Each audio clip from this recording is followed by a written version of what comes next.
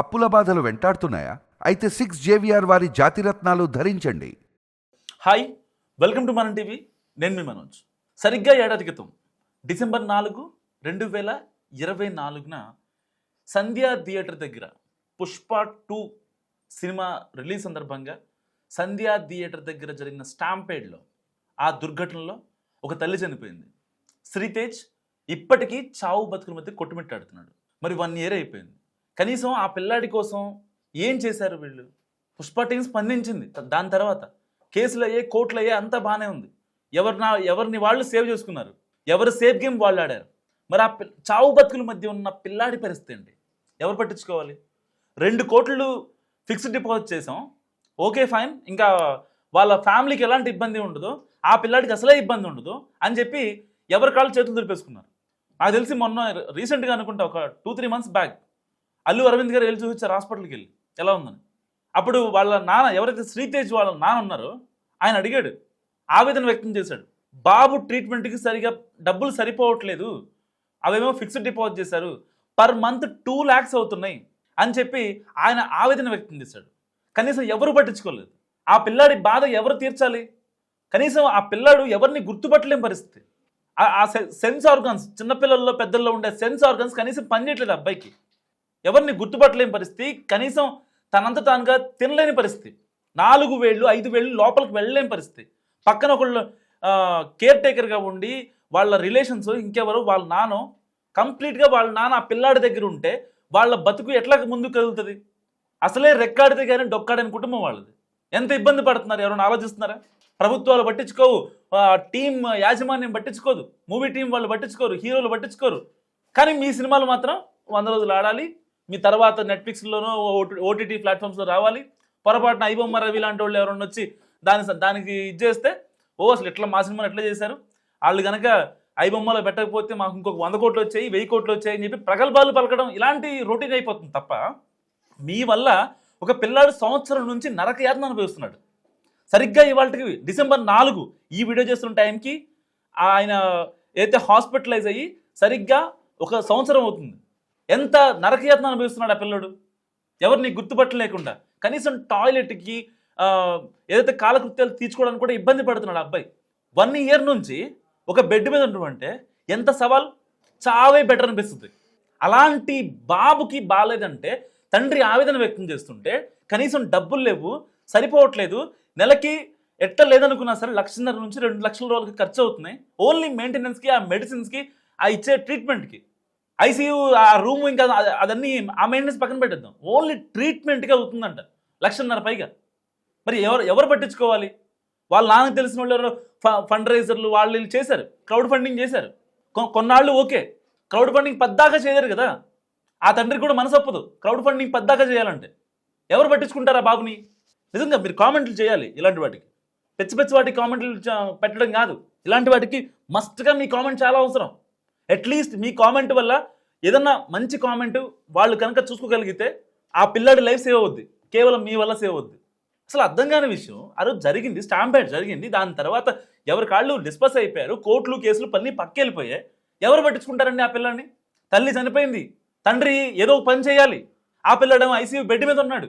ఎవరు రెస్పాన్సిబిలిటీ? ఎవరు తీసుకోవాలి? ప్రభుత్వాలు తీసుకోవాలా? లేదంటే ఆ సినిమా వల్ల ఇబ్బంది పడ్డారు కాబట్టి, వాళ్ళ తల్లిని కోల్పోయాడు కాబట్టి ఈ పిల్లాడి బాధ్యత కూడా వాళ్ళే తీసుకోవాలా? ఏదో 2 కోట్లు ఎఫ్డీ చేసాం, ఇంకా అబ్బాయి ఫ్యూచర్ సంబంధం లేదంటే, ఇప్పుడు ఫ్యూచర్ గురించి పక్కన పెట్టండి, ఇప్పుడు ఏంటి పరిస్థితి? నెలకి 1,50,000 నుంచి 2 లక్షల రూపాయలు ఖర్చు అవుతున్నాయి. ఆ డబ్బులు ఎవరు భరిస్తారు? ఇంకా వాళ్ళకి అవసరాలు ఏమి ఉండవా? పండుగలు పబ్బాలు ఇంకేముండవా? ఒక బట్టలు కొనుక్కోవాలనో, లేకపోతే వేరే వాళ్ళ ఇంటికి వెళ్ళాలనో, లేకపోతే ఏయో అవసరాలు లేకుండా ఎలా ఉంటాయి? ఎందుకు అర్థం చేసుకోలేకపోతున్నారు ఇప్పటికీ? సరిగ్గా నిజంగా డిసెంబర్ 4న జరిగిన ఈ ఘటన 2 తెలుగు రాష్ట్రాలకి ఒక పెద్ద చంపపెట్టు లాంటిది అనుకోవచ్చు. నిజంగా హృదయ విదారకర ఘటన చోటు చేసుకుంది. సరిగ్గా ఇదే రోజు అల్లు అర్జున్ నటించిన పుష్ప 2 సినిమా ఇదే రోజున థియేటర్లకు వచ్చేసింది. అభిమాని హీరో సినిమా చూసేందుకు ఒక బాలుడు ప్రీమియర్ షో కూడా వచ్చాడు. ఆ అబ్బాయి పేరు శ్రీతేజ్. అతని సినిమాపైకి ఉండే మక్కువ అతని జీవితాన్ని కాటేసింది. హైదరాబాద్లోని ఆర్టీసీ క్రాస్ రోడ్ దగ్గర ఉన్న సంధ్యా థియేటర్లో సినిమాను చూసేందుకు తల్లితో కలిసి వెళ్ళాడు శ్రీతేజ్. సో ఇప్పటికే ఆసుపత్రిలో ఉన్నాడు స్టిల్ ఇప్పటికీ. సో థియేటర్కు సడన్గా హీరో రావడంతో జరిగిన తొక్కిసలాటలో బాలుడు తల్లిని కోల్పోయాడు. సో కుర్రాడు ప్రాణాలతో చావు బతుకుల మధ్య పోరాడుతున్నాడు. ఘటన తర్వాత పిల్లాడిని ఆదుకుంటామని చెప్పిన పుష్ప 2 టీం ఇప్పుడు పట్టించుకోవట్లేదని తెలుస్తుంది. అన్నీ తానే చూసుకుంటానని మాటిచ్చిన హీరో మౌనం పాటిస్తున్నాడు నిజంగా. సో ఏడాది దాటినా శ్రీతేజ్ ఆరోగ్యంపై ఇప్పటికీ కూడా కనీసం ఒక చిన్న డెవలప్మెంట్ కూడా లేదు. అబ్బాయి సరిగా ఏడాది క్రితం ఎలా ఉన్నాడో ఇప్పుడు కూడా అలాగే ఉన్నాడు. సో ప్రస్తుతం ఆ పిల్లాడి ఆరోగ్య పరిస్థితులపై వైద్యులు కూడా అంటే ఏది కన్ఫర్మ్ చేయలేని పరిస్థితి. ఒక సినిమాలు పిల్లాడి జీవితాన్ని మార్చేసిందంటే శ్రీతేజ్ గురించి చెప్పాలి. అతని కుటుంబానికి తీరని విషాదాన్ని మిగిల్చింది. ఎంతో భవిష్యత్తు ఉన్న పిల్లాడు మంచానికే పరిమితం అయిపోయాడు. సినిమా అంటే ఇష్టం, హీరోపై అభిమానం ఉంటుంది తప్ప సరిగ్గా ఏడాది క్రితం సంధ్యా థియేటర్ వద్ద తొక్కిసలాట జరిగింది. తల్లి తొక్కిసలాట వల్ల ఊపిరాడక అక్కడక్కడే ప్రాణాలు విడిచిపోతే శ్రీతేజ్ ఇప్పటికీ చావు బతుకులతో పోరాడుతున్నాడు.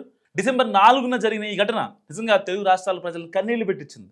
సంవత్సరం నుంచి శ్రీతేజ్ అలానే ఉన్నాడు. ఆసుపత్రి నుంచి శ్రీతేజ్ 6 నెలల కిందట డిశ్చార్జ్ అయ్యాడు. కానీ అతని ఇల్లే ఇప్పుడు ఒక హాస్పిటల్గా మారిపోయింది. తండ్రి నర్సు అయ్యి నిరంతరం ఆ సేవలు అవి చేస్తున్నారు. ఆకలి అని సైగ కూడా చేయట్లేదు అట, ఆకలి అని పాపం కనీసం. తొక్కిసలాట్లో చిన్నారి మెదడుకు ఉంటాయి కదా, డెడ్ సెల్స్ ఉంటాయి కదా, సో 70% అవన్నీ కూడా మొత్తం డెడ్ అయిపోయాయి. అట్లీస్ట్ ఆ 70 డెడ్ అయిన 70%లో యాక్టివ్ అవ్వలేకపోతున్నాయి. సో ఇప్పటికీ తండ్రి పసిపాపల కొడుకు మళ్ళీ మామూలు అవుతాడని ఎదురు చూస్తున్నారు. ఆ ఆశతోనే ఆయన బ్రతుకుతున్నాడు. మరి ఇప్పటికైనా శ్రీతేజ్ పరిస్థితి మారుతుందేమో అని తెలుగు రాష్ట్రాల ప్రజలు ఎదురు చూస్తున్న పరిస్థితి. ఇంకెన్ని రోజులు పిల్లాడు అలానే ఉంటాడు ఆ భగవంతుడికి తెలియాలి. సో మాస్ యాక్షన్ మూవీ పుష్పకు సీక్వెల్గా వచ్చిన పుష్ప 2 రిలీజ్ అయింది. ఆ మూవీ ప్రీమియర్ షో టైంలోనే ఈ ఘటన జరిగింది. ముందస్తు ఇన్ఫర్మేషన్ లేకుండా హీరో థియేటర్ వద్ద చేరుకోవడంతో అభిమానులు ఆయన్ని చూసేందుకు ఎగబడ్డారు. ఆ సమయంలో స్టాంపేడ్ జరిగింది. సో అప్పటి నుంచి శ్రీతేజ్ ప్రాణాలతోనే పోరాడుతున్నాడు చావు బతుకుల మధ్య. ఇప్పటికీ అలానే ఉన్నాడు. తన వల్లే తొక్కిసలాట జరిగిందని అల్లు అర్జున్ ఆ పిల్లాడు మళ్ళీ కోలుకొని మామూలు మనిషి అయ్యే వరకు అన్ని దగ్గరుండి చూసుకుంటానని మాట ఇచ్చాడు. కానీ ఇప్పుడు అల్లు అర్జున్ సాయం అందించడం మాట అటుంచితే పిల్లాడి గురించి కనీసం అడగలేదని తెలుస్తుంది. సో ఈ ఘటన జరిగి ఏడాదైనా కూడా ఆ కుర్రాడి పరిస్థితి ఇలానే ఉంది. సో ఇప్పటికైనా అల్లు అర్జున్ శ్రీతేజ్ ఆరోగ్యం గురించి ఆలోచిస్తాడేమో అని సోషల్ మీడియాలో కామెంట్స్ కూడా గట్టిగా వినిపిస్తున్నాయి. ఇక చూడాలి అల్లు అర్జున్ ఎలా స్పందిస్తారు. సో నిజంగా ఎంతవరకు సినిమాలు వీటిలే కాకుండా ఎన్టీఆర్ గారు ఒక మాట చెప్తూ ఉంటారు. ఆయన ప్రీ రిలీజ్ ఈవెంట్లు అయినా సరే, ఆడియో లాంచ్లు అయినా ఏదైనా సరే, చాలా జాగ్రత్తగా వెళ్ళండి. నేను నా కుటుంబంలో చాలామందిని పోగొట్టుకున్నా. మీరు మీకోసం ఇంటికాడ వెయిట్ చేసే వాళ్ళు ఉంటారు. సో అలాంటి వాళ్ళని మిస్ కావద్దు, మీకోసం వెయిట్ చేసే వాళ్ళని మిస్ కావద్దు అని చెప్పి ఎన్టీఆర్ ప్రతి మూవీ ఈవెంట్లో ఈ మాట మస్ట్గా చెప్తారు. ఎండ్లో ఎందుకు చెప్తారు? చాలా జాగ్రత్తగా వెళ్ళినాను అంటే ప్రతి ఒక్క హీరో చెప్పాలని కాదు, లేకపోతే వచ్చిన ఎవరైతే ఫ్యాన్స్ ఉంటారో వాళ్ళకి తెలియదని కాదు. బట్ ఆ కట్టసి ఆ కన్సర్న్ అనేది నిజంగా ఉండాలి. సో ఇక్కడ ఆ కన్సర్న్ ఉంది. 2 కోట్లు ఇచ్చేసాడు అంటే సరిపోదు కదా. అల్లు అర్జున్ గారు నిజంగా 2 కోట్లు ఇచ్చారు, హర్షణీయం, కాదనరు, ఎవ్వరూ కాదనరు. కానీ అట్లీస్ట్ శ్రీతేజ్ ఆరోగ్యం గురించి, వాళ్ళ నాన్న పడుతున్న ఇబ్బంది గురించి, సో వాళ్ళు కొంచెం, ఎందుకంటే బోల్డ్ డబ్బులు వాళ్ళకి, రూపాయి కాదు కోట్లు ఉంటాయి వాళ్ళకి.